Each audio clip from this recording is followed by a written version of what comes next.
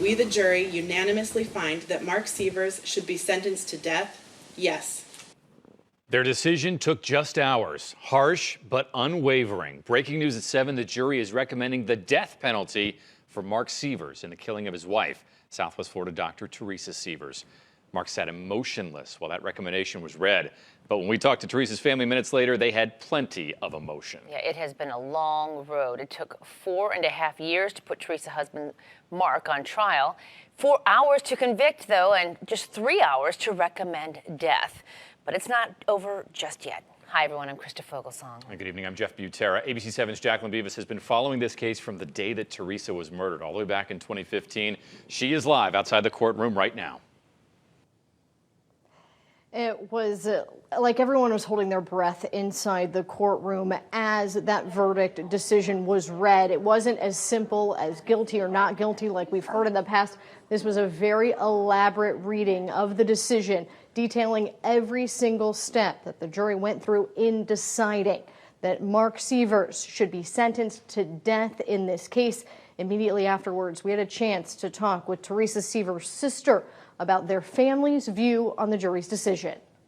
I cannot celebrate someone's demise. I cannot celebrate someone's death. The most important thing to our family was that Mark was guilty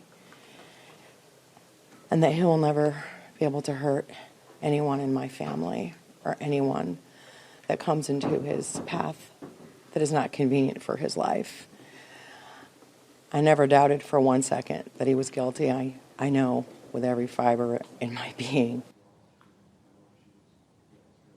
Teresa's sister Ann Lisa, they're saying that the family always knew that it would come down to this. Now, Mark Sievers didn't immediately react in the courtroom. The family, though, did. It'd be far-fetched to say, though, that anyone was celebrating in this case. It was a very somber moment in the courtroom for Mark Sievers' family as well as Teresa Sievers' family. On everyone's minds, though, how the girls, the two daughters of Mark and Teresa Sievers, will handle this news. These are two absolutely spectacular girls. They had a remarkable mother, as you heard today. And all of my sister's great talents, spirit, and gifts have been instilled in those girls. And if there's any two girls in the world that can come out of this like stars, it's these two girls.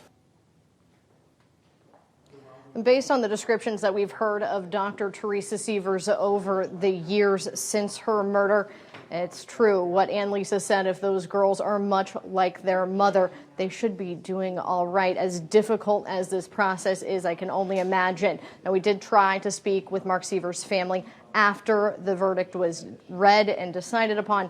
They left out a separate door and didn't make any comment tonight.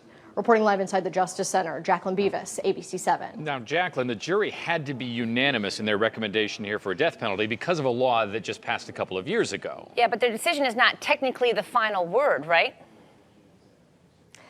Yes, part of that law and part of those changes and revisions to the death penalty in the state of Florida is that the judge will review all of this. There's another hearing in January. So as much as everyone kind of took a sigh of relief feeling like it was over today, it's by no means over. In January, they'll have a pre-sentence investigation to reveal to the judge, and the defense of the state can also argue additional elements in this case. The judge has the sentencing power. He can revert downward in this sentence and sentence Mark Sievers to life in prison without parole instead of the death penalty. But all of that will come to light more, and we'll hear more about that as that January date approaches.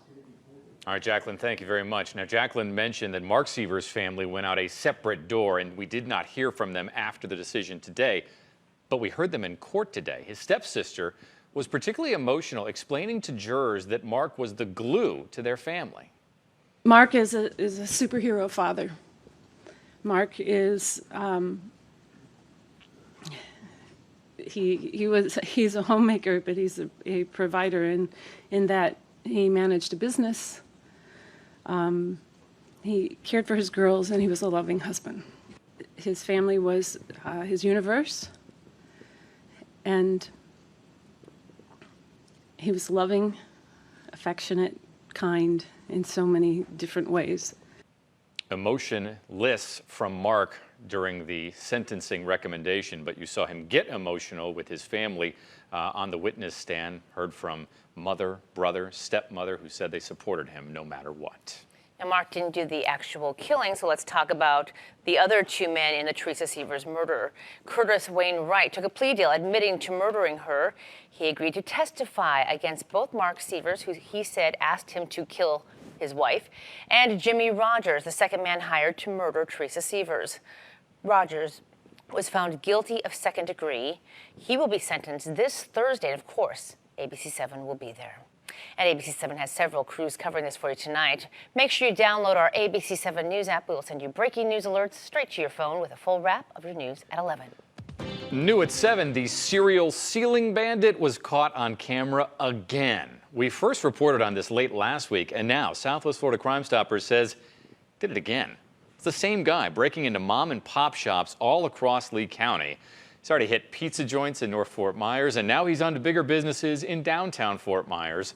The latest one happened on Sunday. So altogether, he has Spider-Man'd his way into 10 shops in about a month's time. Lee County deputies admit he's skilled because he's getting in through air vents and typically causing more damage than the cash he's actually stealing. Yeah, maybe it's not more than $10.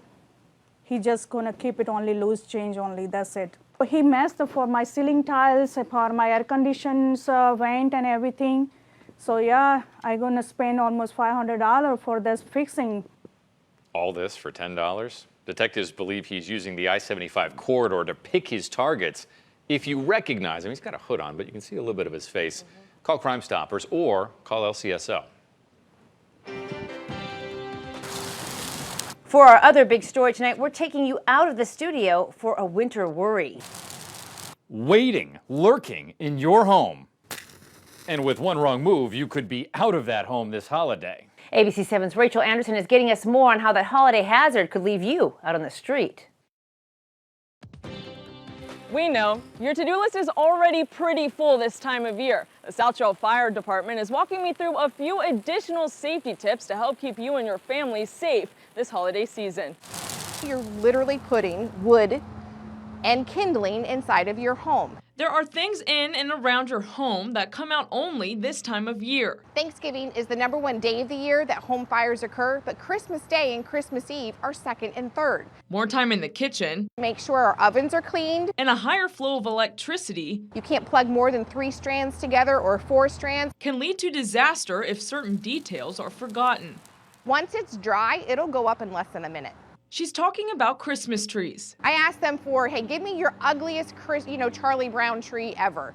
And he said, oh, I have trees that were delivered before Thanksgiving. And it kind of shocked me. Your Christmas tree may be a fire hazard before the lights are ever strung. If you can hold it upright and kind of stamp it to the ground, and if the needles start falling off naturally, then it's not a safe tree. Christmas trees alone cause nearly 160 house fires each year. Emergencies happen when we least expect them. If it does happen to you, here are some things to know. It is always 3 feet from the heat, which means anything that can burn is always kept at least 3 feet away from that flame. Close before you doze. Sleeping with your bedroom door shut. Just that simple act may prevent the rapid spread of a fire or the smoke. Having an escape plan and practicing it is the best way to protect yourself and your family in a dangerous house fire situation. In Fort Myers, Rachel Anderson, ABC7.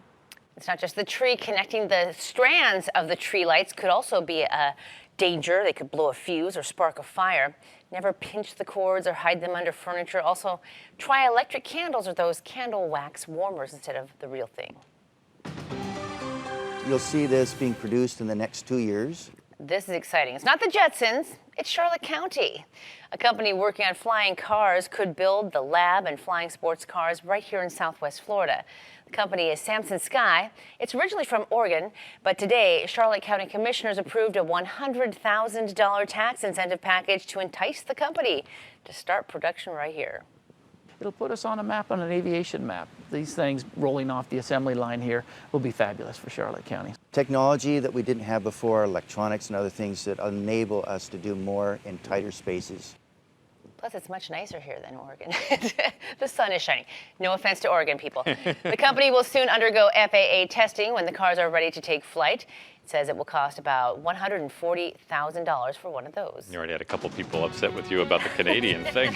Don't need the Oregonians, too. Here's an ABC 7 News update tonight. Some people living on Matlacha, they're kind of celebrating a second Independence Day. We won. We prevailed. And Cape Coral is not coming to Matlacha. We won. And we're going to do this again if we have to. The Cape Coral City Council is not voting to take over part of Matlacha Isles. The city was considering buying about 6 acres of land off Pine Island Road. They wanted to develop the plot of land. We could have done this at the table, but a handshake was not good enough. We needed it in writing. They weren't willing to provide it. They do feel strongly about their community. I think they have a much stronger sense of community than Cape Coral does. It's actually been a 3-year fight, but last night, the city decided, no, they were not going to move forward with trying to annex the land. You know, right now in Florida, if you're underage and getting an abortion, your parents have to know about it. But next, the new bill that would change that, and you'll see how, coming up. Plus. One woman's fight to keep her emotional support animals has her heading off the grid. That story coming up. And the grid was hot today around Southwest Florida. Check out our high temperatures, upper 80s. We're not supposed to be that hot here on December the 10th, but you know what? The 11th may be just as hot, but we are tracking a cool front. Get more on your most accurate forecast.